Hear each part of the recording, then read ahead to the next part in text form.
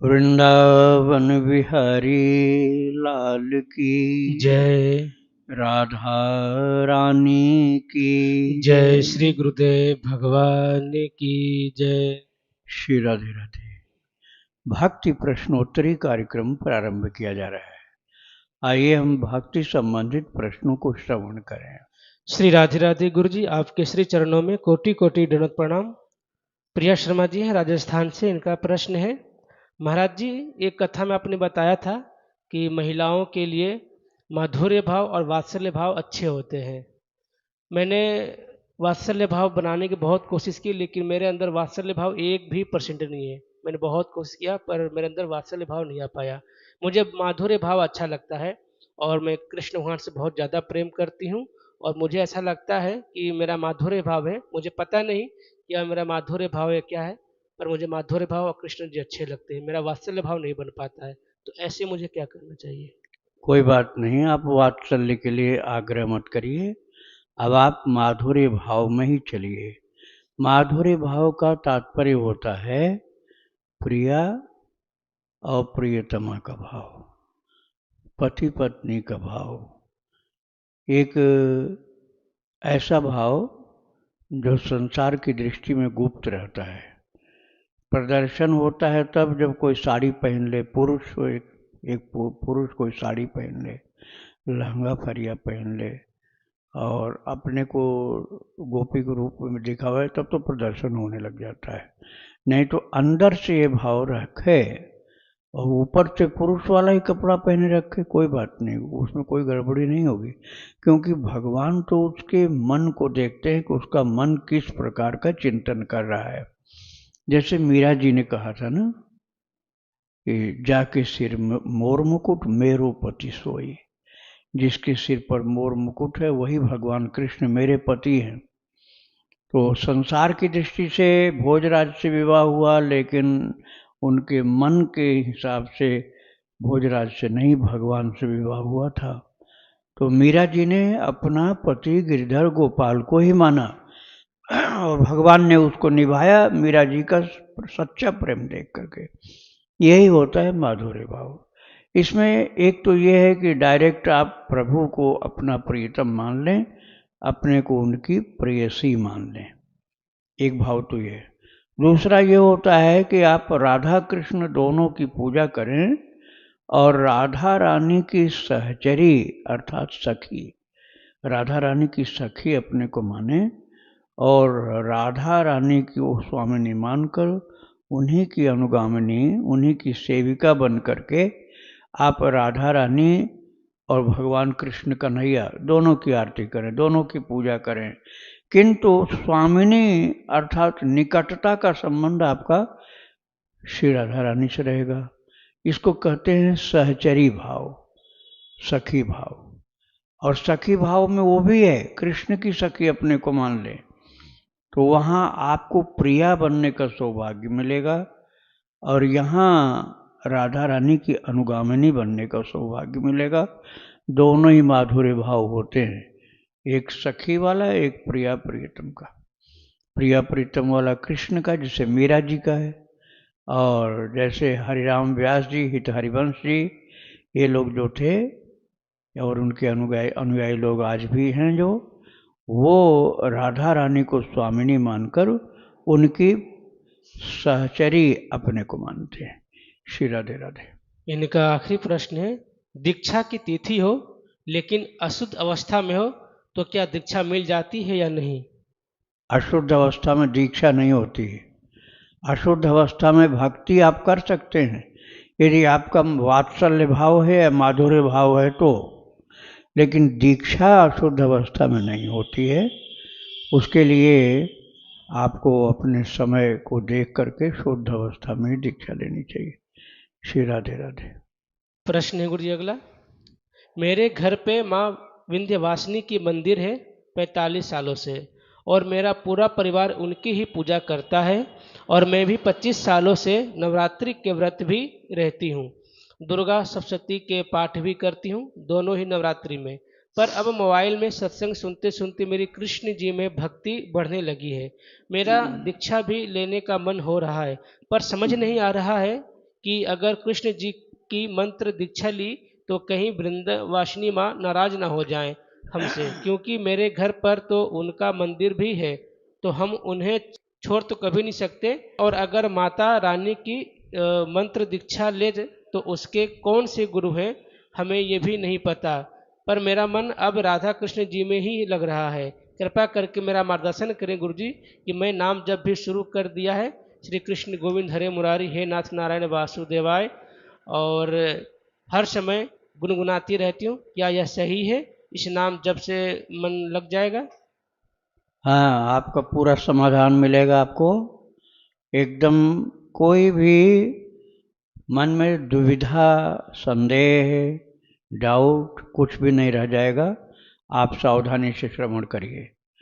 विंध्यवासिनी देवी माता जो मिर्ज़ापुर के पास में है, मुख्य मंदिर वहीं है, तो आपने अपने घर में भी विराजमान किया है। ठीक है, देवी माता सभी की हैं, किंतु उनका जो प्राकट्य हुआ था सर्वप्रथम, वो कहाँ हुआ था? यशोदा जी के यहाँ। यशोदा के यहाँ प्राकट्य हुआ, यशोदा माता की पुत्री के रूप में। उनको ले करके वसुदेव जी महाराज कारागार में गए।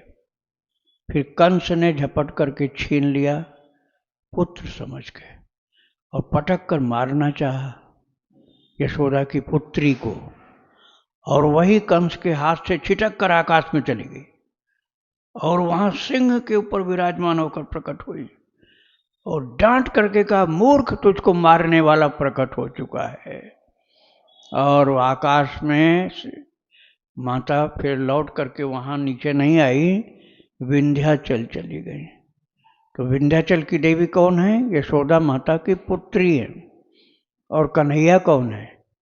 हैं तो वसुदेव देवकी के पुत्र, लेकिन स्वयं प्रभु ने आज्ञा किया था कि तुम मुझे यशोदा के पास उनके बिस्तर पर पहुंचाओ, नंद बाबा के घर गोकुल में।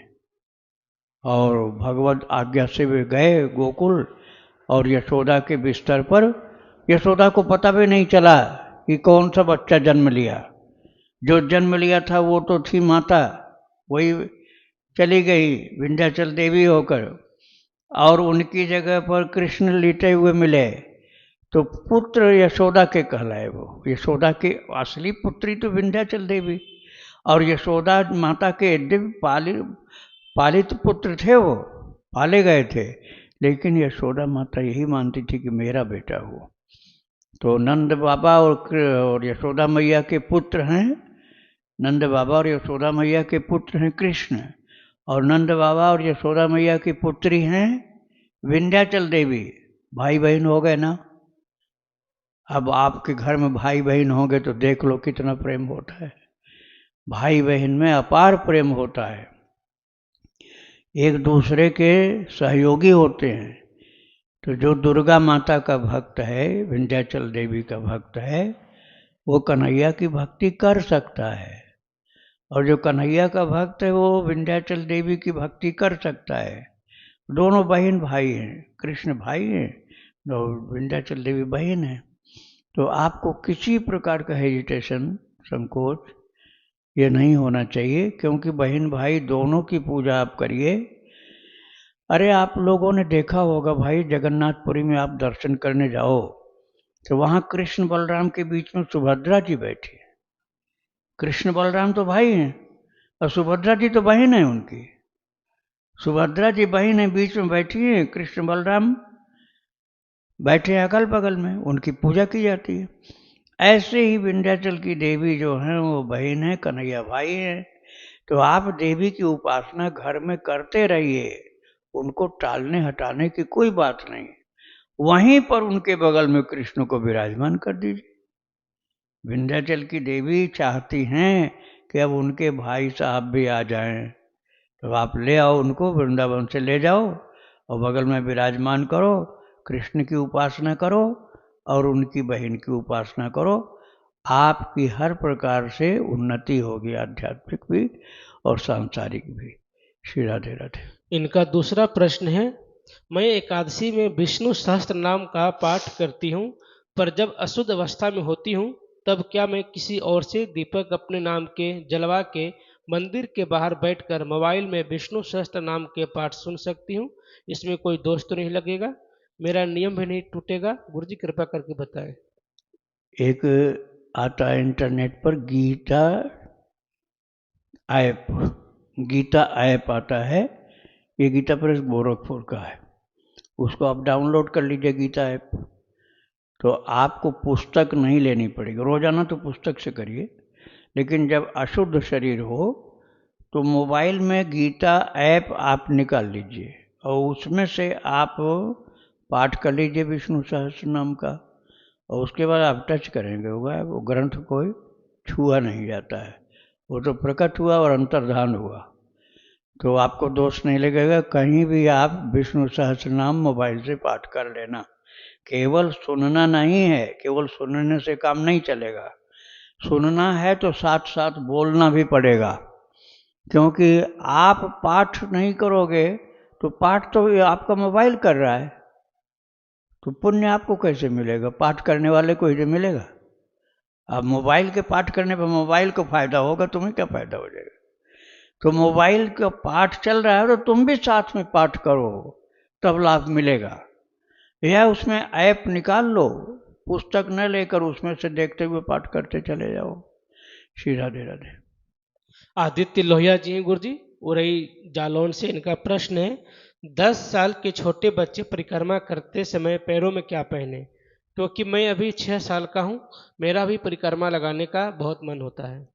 आप मोजा पहन लो, चाहो तो मोटा मोजा पहन लो, सूती मोजा, ऋतु के अनुसार। जाड़े का टाइम हो तो गर्म वाला मोजा पहनो, ज़्यादा कंकड़ पत्थर में चलना हो तो डबल मोजा पहन लो। वैसे रोड यदि सही होगी तो एक मोजा से ही काम चल जाएगा, बिना चप्पल के भी आराम से कर लोगे परिक्रमा। श्री राधे राधे।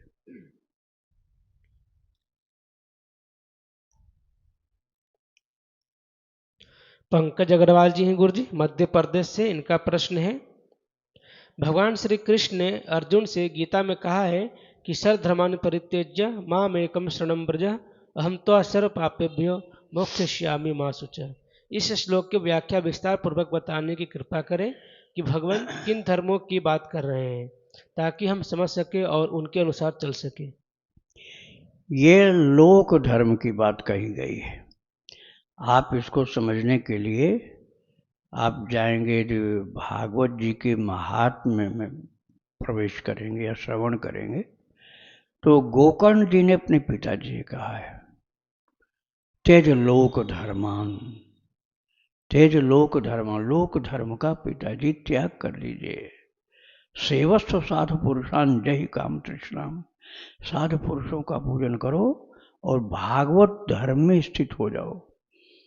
तो भगवान ने जो कहा है सब धर्मों का त्याग, अर्थात तो लोक धर्म और वैष्णव धर्म, सनातन धर्म, और जो भागवत धर्म होता है वो होता है भगवान की भक्ति का। भगवान की भक्ति का धर्म अपना लेना है और त्यागना क्या होगा? रिश्तेदारी नातेदारी में सब नाराज हो जाएंगे, नहीं प्याज लहसुन अंडा मछली खाएंगे तो उनसे रिश्तेदारी टूट जाएगी हमारी। ये कौन सा धर्म है? लोक धर्म है। सास ससुर वाली रिश्तेदारी, ससुराल वाली, और न जाने कितने, उनके जब जो पाप करते होंगे वो कहेंगे ये पाप तुम भी करो तो सही हो, नहीं तो गलत हो।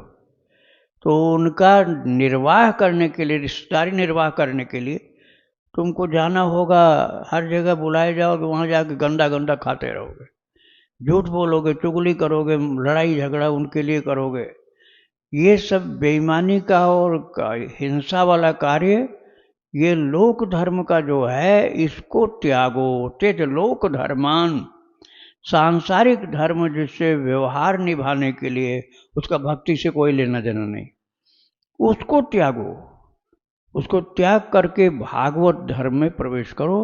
माम एकम शरणं व्रज, भगवान ने कहा है जहाँ सर्वधर्मान परित्यज्य, गीता जी के 18वें अध्याय का 66 श्लोक, 66 नंबर का, उसमें भगवान ने कहा सर्वधर्मान परित्यज्य मामेकं शरणं व्रज अहं त्वा सर्वपापेभ्यो मोक्षयिष्यामि मा शुचः। अर्जुन को चिंता थी कि जितने हमारे रिश्तेदारी है उन सब का मैं कैसे, कुल हमारे परिवार के रिश्तेदार लोग, कुटुंबीजन, वही तो लड़ने के लिए आए हैं। अब मैं इनकी रिश्तेदारी देखूं कि अब इनसे लड़ाई करूं? इनकी रिश्तेदारी तो हमें देखनी पड़ेगी भैया। रिश्तेदारों को थोड़े मारूंगा, रिश्तेदारों को तो मारूंगा नहीं। और कन्हैया कहता है कि मार दो इनको। तब भगवान ने कहना पड़ा कि रिश्तेदारी वाला धर्म त्याग दो। अब तुमको सत्य धर्म का पालन करना है। जहां न्याय है, जहां सत्य है, उसकी रक्षा करो। अधर्म की रक्षा नहीं करो। अधर्मियों का त्याग कर दो, भले वो कितने अपने रहे हो। अधर्मियों का और अधर्म के सहयोगियों का, अधर्म का सहयोगी जो बना हुआ है, चाहे वो कितना ही विद्वान है, उसको मारो तुम, और धर्मात्माओं की रक्षा करो। यही तुम्हारा धर्म है। और फिर अर्जुन ने सोचा मुझे पाप लगेगा। भगवान ने कहा अहम त्वा सर्व पापेभ्यो मोक्षयिष्यामि मा शुचः। अर्जुन चिंता मत करो, तुम्हारे सारे पापों से तुमको मुक्त कर दूंगा। केवल इस युद्ध के लिए नहीं, पुराने पाप होंगे उन पापों को भी खत्म कर दूंगा। माम एकम शरणम व्रज, एक मेरी शरण में आकर मेरे भक्त होकर के मेरा बन करके जियो, निश्चिंत हो जाओ तुम। ये इसका भाव है। श्री राधे राधे। प्रणव सिंह जी गाजियाबाद से, इनका प्रश्न है राम जी की कृपा से पिताजी की बरसी पर 24 घंटे का अखंड नाम कीर्तन का विचार है। मैं किस नाम या मंत्र का कीर्तन करूं? हरे नाम महामंत्र या श्री राम जय राम जय जय राम? देखो भाई, ये विचार तो बहुत सुंदर आपका है। बहुत ठाकुर जी की कृपा है कि 24 घंटे के नाम कीर्तन का विचार आपके मन में आया। ऐसे पवित्र कार्यों में कभी कभी बाधा पड़ती, ध्यान रखना। उन बाधाओं को बिल्कुल भूल जाना। जैसे किसी प्रकार की बाधा हो, कहीं भी जाना पड़ जाए, कोई आदमी सहयोग नहीं कर रहा, उन सब की उपेक्षा कर दो। ये अखंड हरिनाम कीर्तन बाधाओं को त्याग करके, अर्थात बाधाओं का उसकी चिंता न करके करना है। और कीर्तन दोनों ही अच्छे हैं। हरे राम राम राम हरे हरे, हरे कृष्ण कृष्ण कृष्ण हरे हरे। ये जो है कलिश संतरण उपनिषद का कीर्तन है, ये आप कर सकते हैं। और आप चाहें तो जो श्री राम विजय मंत्र है, श्री राम जय जय राम, श्री राम जय जय राम, ये जो है विजय मंत्र है। इसके द्वारा संसार में विजय प्राप्त होती है और जो दुर्गुण हैं उनसे विजय प्राप्त होती है और भगवत भक्ति की प्राप्ति होती, उपलब्धि होती है। तो आप दोनों में से जो अपना ज़्यादा प्रिय मानता है वो कर सकता है, अंतर कोई नहीं है। दोनों ही भगवान के मंत्र हैं, कीर्तन वाले मंत्र हैं। दोनों का कीर्तन होता है। श्री राम जय राम का कीर्तन समर्थ गुरु रामदास जी कराते थे। और महाराज हरि बाबा भी जब गए थे ना वर्धा, तो हरि बाबा ने वर्धा में यही कीर्तन किया था जब उनके ऊपर चैतन्य महाप्रभु का आवेश हो गया था। और उसके बाद तो कीर्तन में ऐसे रम गए कि महाप्रभु जी के आवेश में रहते थे। बाद में उन्होंने हरे राम राम राम हरे हरे ये चालू किया। तो आप दोनों में से जो पसंद ज़्यादा करें वही करें, फल दोनों का बराबर है। श्री राधे राधे। दिशा शर्मा जी हैं ग्वालियर से, इनका प्रश्न है महाराज जी, मुझे राधा जी में अपनी बड़ी बहन और कृष्ण जी के लिए कांता भाव आता है, मुझसे कोई अपराध तो नहीं हो रहा है? राधा रानी के प्रति बड़ी बहन और भगवान के लिए कांता भाव, कोई बात नहीं भाई, आप चिंता मत करो, इसमें तो कोई गड़बड़ी नहीं है। हम किसी संप्रदाय की बात नहीं कर रहे हैं। संप्रदाय वाले नाराज मत होना कि ऐसा क्यों कहा जा रहा है। मैं किसी संप्रदाय की बात नहीं कर रहा हूँ, मैं भगवान और जीव की बात कर रहा हूं। जीव जो है उनका अंश है, जीव अंश होने के कारण उनकी प्रिया भी है। इस भाव से कृष्ण के प्रति कांता भाव माना जा सकता है। और राधा रानी जगत जननी है, उनको जगन माता जगत जननी स्वामिनी जी राधा रानी जी, अरे आप उनको पुत्री तक मान सकते हो भाई। कितने भक्तों ने पुत्री माना है राधा रानी को। तो आपने बड़ी बहन मान लिया तो कोई अपराध नहीं किया, बड़ी बहन आप मान सकते हो, इसमें कोई दोष आपको नहीं लगेगा। भक्ति भाव से लगे रहना। श्री राधे राधे। सचिन गौड़ जी हैं गुरु जी, उत्तराखंड से। इनका प्रश्न है, भगवान क्या अद्वैत वेदांत के संत से नारायण नाम का मंत्र लिया जा सकता है? देखो, अद्वैत वेदांत के संत जो होते हैं, मैं उनकी बुराई नहीं कर रहा हूँ। यदि भक्ति में लगे हों तो आप ले सकते हैं। भक्ति में लगे, भक्ति विरोधी यदि हों तो दीक्षा मत लेना उनसे, ये बात ध्यान रखना। किसी भी संप्रदाय का हो, अद्वैत वेदांत के चाहे हो चाहे और कोई हो, लेकिन यदि भक्ति में लगे हुए हैं, भक्ति का विरोध नहीं करते, जिनका टारगेट भक्ति है, लक्ष्य, जिनके जीवन का लक्ष्य है कि मैं भगवान का भक्त हो जाऊं, भक्ति में प्रेम से समर्पित हो गए हैं, उनसे यदि आप देख रहे हैं कि वो सच्चे भक्त हैं, प्रेमी हैं प्रभु के, तो आप दीक्षा ले सकते हैं। श्री राधे राधे। चूरू राजस्थान से गुरु जी, इनका प्रश्न है, मेरे लड्डू गोपाल के एक आंख काली हो गई है, क्या मुझसे कोई अपराध बन गया है? नहीं नहीं, आँख में गड़बड़ी नहीं है, आँख के श्रृंगार में गड़बड़ी है। जब आप ठाकुर जी का श्री विग्रह ले आते हैं ना कहीं से, तो नेत्र उनके बाद में श्रृंगार के रूप में लगाया जाता है। जैसे उनके आँख पर भ्रिकुटी बनाई जाती है, केश बनाए जाते हैं, ऐसे नेत्र का वो श्रृंगार है। तो आप श्रृंगार को फिर से कर सकते हो, उसमें कोई अपराध की शंका मत करो आप। क्योंकि वो हटने के बाद भी नेत्र अंदर बना हुआ रहता है, श्री विग्रह में नेत्र रहता है। वो तो हमको ज़्यादा प्रिय लगे, इसलिए हम नेत्र अलग से माउंट कर देते हैं, चिपका देते हैं, लगा देते हैं। तो वो भगवान का नेत्र का श्रृंगार है, तो उसको आप लगा दें। और जो पहले वाला हटाएंगे, उनको आप कूड़ा कचरा मत फेंकना, उनको गंगा यमुना जी में जा करके अंदर बालू खोद करके गाड़ देना। और नहीं आप वहाँ जा पा रहे हो तो ब्रज में कहीं मिट्टी खोद के, या तुलसी के गमले बड़े बड़े हों तो उस गमले में मिट्टी गहराई तक खोद करके, कटे नहीं, जड़ नहीं कटनी चाहिए, तो वहाँ आप गाड़ सकते हैं। तो इस प्रकार से भगवान के श्रृंगार का आदर करना चाहिए। श्री राधे राधे।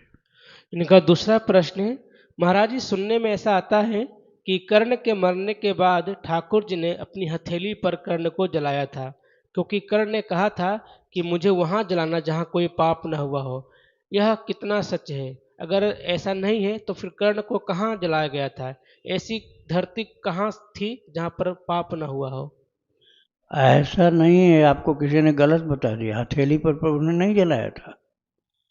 अरे भाई, ये तो कर्ण जब कुरुक्षेत्र में मरा था, तो जैसे सबका दाह कर्म किया गया था, वैसे उसका भी किया गया था।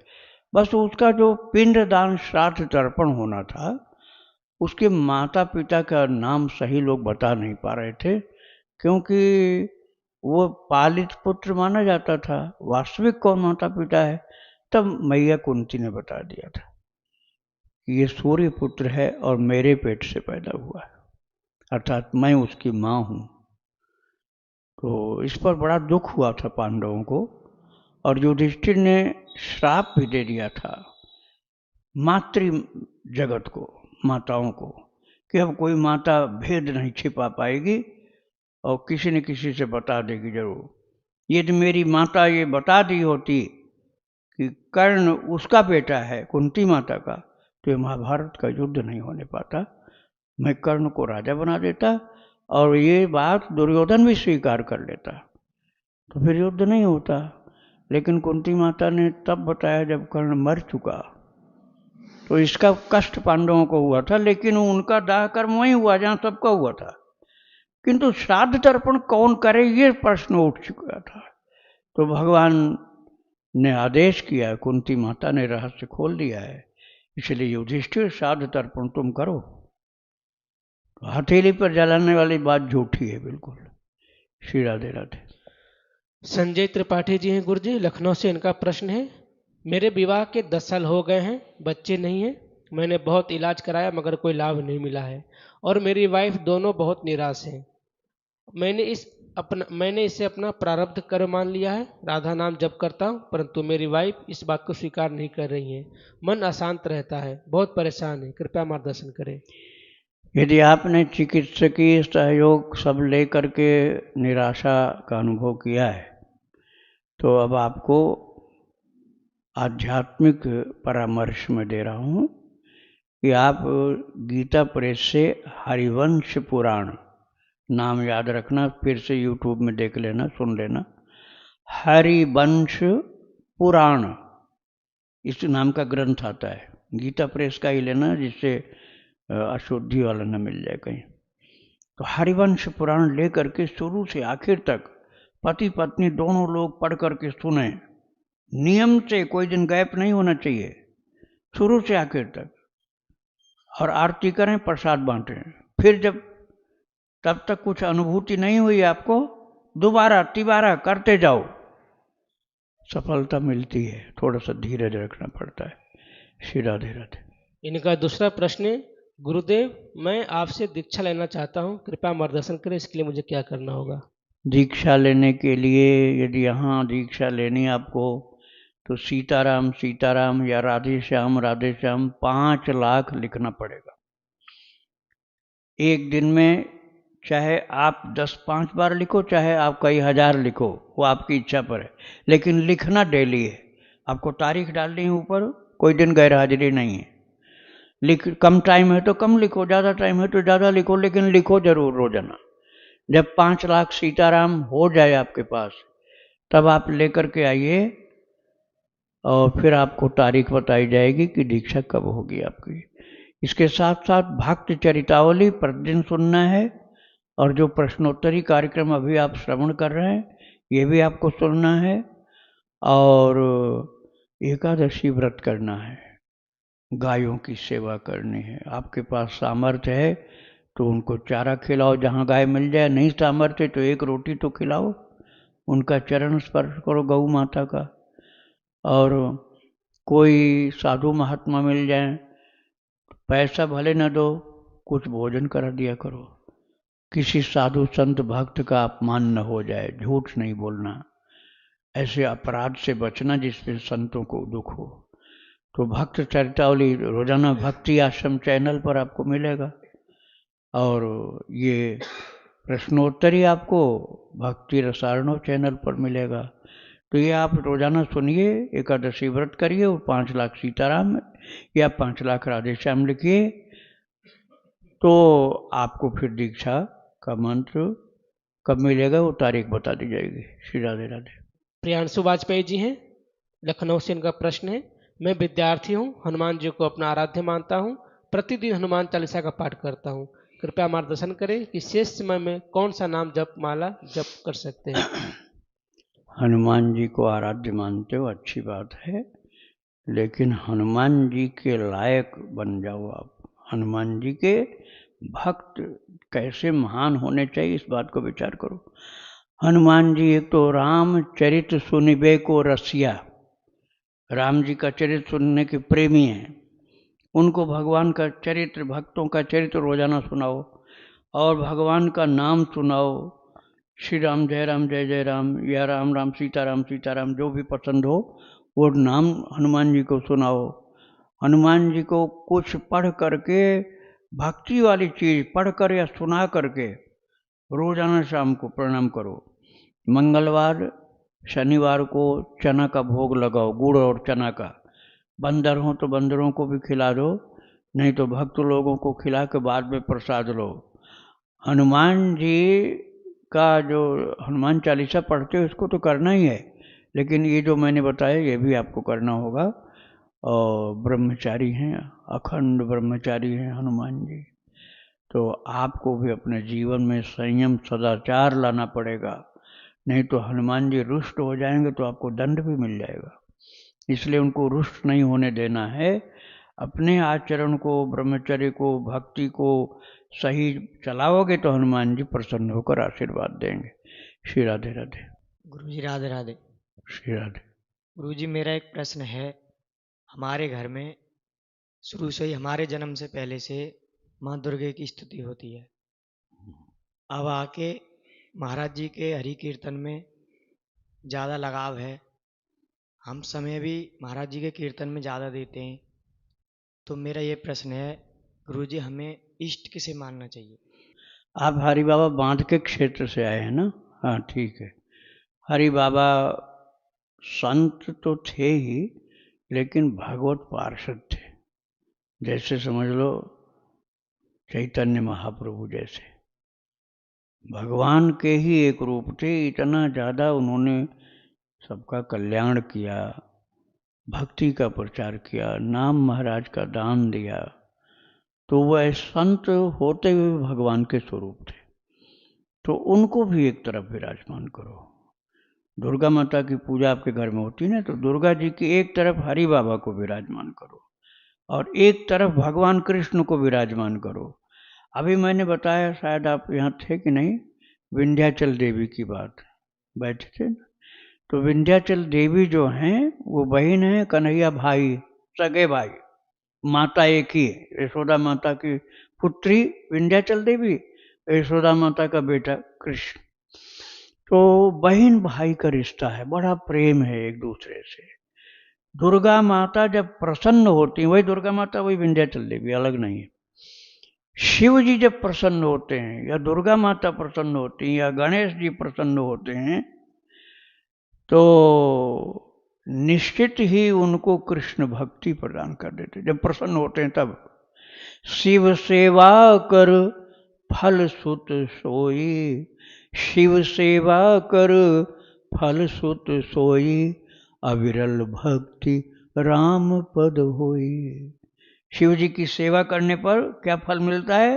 राम जी की अविरल भक्ति मिलती है। वही राम जी ही कृष्ण है, वही राम जी कृष्ण है।